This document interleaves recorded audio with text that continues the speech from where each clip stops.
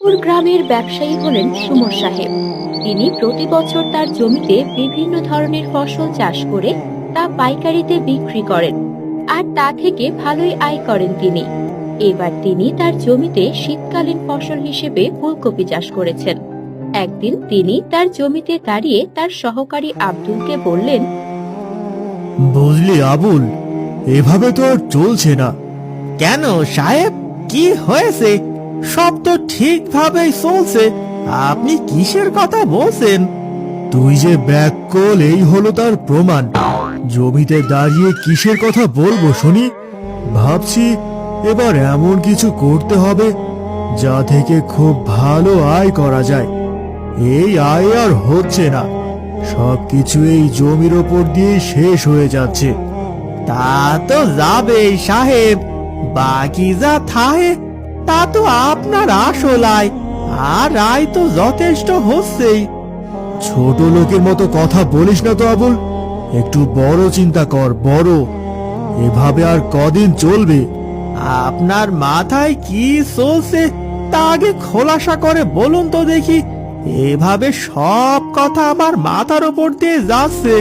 শোন, শীতকালীন ফসল হিসেবে ফুলকপির ভালো একটা চাহিদা আছে, আর চালটা চালতে হবে এই ফুলকপি দিয়েই। মানে? এর মানে হলো ফুলকপি যে বিভিন্ন রঙের হয় তা তো তুই জানিস, কিন্তু সেই বীজ তো আর আমাদের কাছে নেই। তাই আমরা এমন কিছু কেমিক্যাল ব্যবহার করব যাতে আমরা খুব সহজেই ফুলকপিতে রং করতে পারবো। কেমিক্যাল? কি বলছেন সাহেব? কেমিক্যাল ব্যবহার করলে তো ফুলকপির মান নষ্ট হয়ে যাবে, আর সেগুলো খেলে তো লোকেরা অসুস্থ হয়ে পড়বে। সেগুলো তো আমরা জানি, লোকেরা তো আর জানে না। কিন্তু কিন্তু এইটা তো অন্যায় হলো সাহেব। আমরা তো তাহলে গ্রাহকদের সাথে বিশ্বাসঘাতকতা করলাম। আরে আবুল, তোর নামের সাথে তোর অনেক মিল আছে জানিস তো। শোন, আমরা কি করলাম সেটা তো আর গ্রাহকরা জানতে পারছি না, তাই না?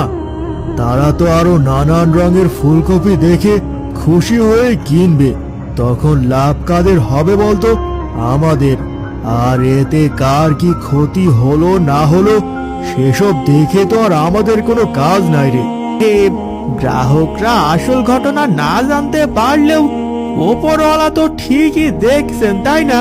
তিনি আমাদেরকে কখনো মাফ করবেন না। না না, আমি আপনার সাথে কাজ করতে পারতাম না।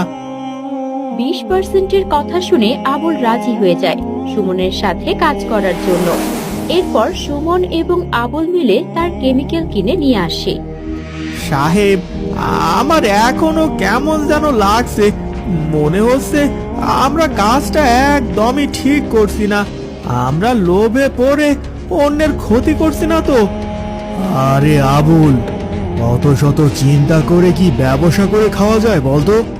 ব্যবসা করতে গেলে একটু একটু 2 নম্বরই কাজ তো করতেই হবে। আর এটা লোভের কিছু না, ব্যবসায় একটু একটু লাভের স্বাদ থাকে সবারই। এসব চিন্তা বাদ দিয়ে এখন মনোযোগ দিয়ে কাজ করতো। পুরো জমিতে এগুলো স্প্রে করতে হবে। ঠিক আছে সাহেব, আপনি যা বলবেন আমি তাই করব। এরপর তারা দুজনে মিলে তাদের পুরো জমিতে সেই কেমিক্যাল মিশিয়ে দেয়, এবং কেমিক্যাল মেশানোর কারণে ফুলকপিগুলো সাদা থেকে গোলাপি রঙের বর্ণ ধারণ করে। আর সেই গোলাপি রঙের ফুলকপি দেখতে অনেকেই আসে। বাবা, এত সুন্দর ফুলকপি তো আমি আগে কখনোই দেখিনি। বাবা, মাকে বলো না আজ এই সুন্দর গোলাপি রঙের ফুলকপি রান্না করতে। না রে বাবা, এই ফুলকপিগুলো তোরা খেতে পারবি না, এগুলো যে তোদের জন্য না। সে কি কথা বলছেন আপনি? এগুলো ফুলকপি আমাদের জন্য না মানে? ফুলকপি আবার কারোর জন্য লেখা থাকে নাকি? এগুলো তো আপনি বাজারেও বিক্রি করবেন, তাহলে আমরা কেন খেতে পারবো না? একবার যেহেতু বলেছি এগুলো তোমরা খাবে না, তার মানে খাবে না। আর একটা কথাও আমি শুনতে চাই না।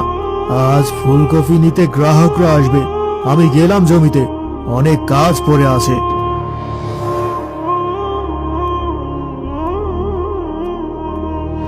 আসসালামু আলাইকুম ভাইজান, কি খবর, কেমন আছেন বলুন? ওয়ালাইকুম আসসালাম ভাইজান, আলহামদুলিল্লাহ, আল্লাহর রহমতে অনেক ভালো আছি। আর আপনার এই ফুলকপির জমিতে এসে তো আমার মনটা একদম ভালো হয়ে গেছে। পুরো জমি কি সুন্দর গোলাপি ফুলকপিতে ভরে আছে ভাইজান। এই গোলাপি ফুলকপির বীজ কোথায় পেয়েছেন শুনি? সে অনেক কথা ভাইজান, অনেক দাম দিয়ে কিনতে হয়েছে বীজগুলো। শুনুন ভাইজান, আমি আগে বলে দিই, আগে সাধারণ ফুলকপির থেকে কিন্তু এই গোলাপি রঙের ফুলকপির দাম একদম দ্বিগুণ দিতে হবে আমায়। আরে হ্যাঁ হ্যাঁ, কেন দেব না বলুন তো? এত সুন্দর ফুলকপি সবাই তো পছন্দ করবে। তাহলে এই কথাই রইল ভাইজান, এই নিন আপনার পুরো জমির ফুলকপির দাম। তবে শুনুন ভাইজান, এখন তো আর পুরো জমির ফুলকপি তুলে নিয়ে যেতে পারবো না। আমি রোজ কিছু কিছু করে ফুলকপি নিয়ে যাব, সেগুলো আবার আমাকে পাইকারি দরে বিক্রি করতে হবে। ফুলকপি সব একসাথে তুললে তো পচে যাবে, বুঝেছেন? হ্যাঁ ভাইজান, তা তো বুঝতে পেরেছি। ঠিক আছে ভাইজান, এই জমির সব ফুলকপি তাহলে আজ থেকে আপনার। আপনি আপনার মতো করে ফুলকপিগুলো জমি থেকে তুলে নিয়ে যাবেন। এখন তাহলে আমি আসি ভাইজান, আল্লাহ হাফেজ, ভালো থাকবেন। সবুজ সাহেব সেই ফুলকপির দামগুলো দ্বিগুণ ধরে বিক্রি করে দেয়। এরপর যায় আবুলের কাছে। এই নে আবুল, তোর 20 ভাগের টাকা। তোকে আমি বলেছিলাম না, এইভাবে করলে অনেক টাকা পাবো, দেখলি তো? তাই তো দেখছি সাহেব, আপনাকে অনেক অনেক ধন্যবাদ। এভাবেই অনেক দিন কেটে যায়। একদিন সুমন সাহেব বাজারে কাজ করছিলেন, এমন সময় তার স্ত্রীর কল আসে। আপনি কোথায়? তাড়াতাড়ি বাড়িতে আসুন। কেন, কি হয়েছে? তোমার কথা শুনে তো তোমাকে অনেক চিন্তিত মনে হচ্ছে। জি, আপনি তাড়াতাড়ি বাড়িতে আসুন। আমাদের ছেলে অসুস্থ হয়ে পড়েছে, সকাল থেকে বমি করছে বারবার। হ্যাঁ হ্যাঁ, আমি এক্ষুনি আসছি, তুমি কোনো চিন্তা করো না। এরপর সবুজ সাহেব একজন ডাক্তারকে সাথে নিয়ে তাদের বাড়িতে যান। এ কি, আপনার ছেলে তো কেমিক্যাল যুক্ত খাবার খেয়েছে, আর যার কারণে তার শরীর এমন দুর্বল ও সারাদিন বমি করছে। আপনারা বাবা মা হয়ে এতটুকু খেয়াল রাখতে পারেন না? যদি আরেকটু দেরি হতো তাহলে আপনার ছেলের কোনো অঘটন ঘটতে পারত। এই কেমিক্যাল তো অনেক বিষাক্ত। কেমিক্যাল যুক্ত খাবার, এইসব কি কথা বলছেন ডাক্তার সাহেব? ইদানিং এই সমস্যাটা প্রায় বাড়িতেই দেখা দিয়েছে।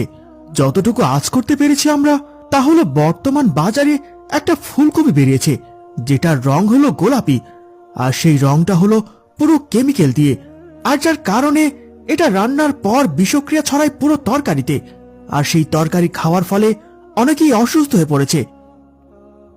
নিয়ম করে খাইয়ে দেবেন, এখানে সবকিছু লেখা আছে। আমি তাহলে এখন আসি, আপনারা আপনাদের ছেলেদের যত্ন নেবেন। আল্লাহ হাফেজ।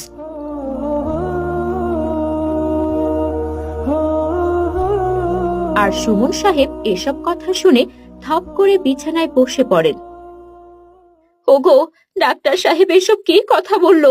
এই গোলাপি রঙের ফুলকপি তো আপনিই একমাত্র চাষ করেছেন, আর আজ আমাদের ছেলেটা জেদ করেছিল গোলাপি রঙের ফুলকপির তরকারি খাবে।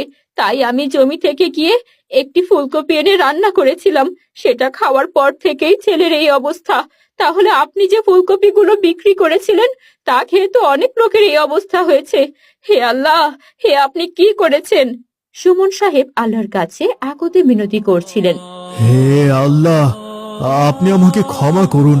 আমি বেশি লোভে পড়ে এমনটা করেছিলাম। আমার এমনটা করা একদমই উচিত হয়নি। ঠিক তখনই সেই গ্রাহকটা পুলিশ নিয়ে সুমনদের বাড়িতে প্রবেশ করে। স্যার, এই হলো সুমন সাহেব, যার কাছ থেকে আমি গোলাপি ফুলকপি কিনেছিলাম, আর ওনার ফুলকপি খেয়েই সবাই অসুস্থ হয়ে পড়েছে। বেশি লোভের আশায় আপনি অন্যদের কত বড় ক্ষতি করেছেন আপনি জানেন? এর জন্য আপনাকে কঠিন থেকে কঠিন শাস্তি দেওয়া দরকার। সুমন সাহেব, কাজটি আপনি একদমই ঠিক করেননি। আমি যদি জানতাম এই ফুলকপিগুলো কেমিক্যাল দিয়ে বানানো, তাহলে আমি কখনোই এত দাম দিয়ে আপনার কাছ থেকে ফুলকপি কিনতাম না। আপনি বেশি লাভের আশায় অন্যের ক্ষতি করেছেন, আর আপনাকে ক্ষমা করলেও ওপরওয়ালা কখনোই আপনাকে ক্ষমা করবেন না।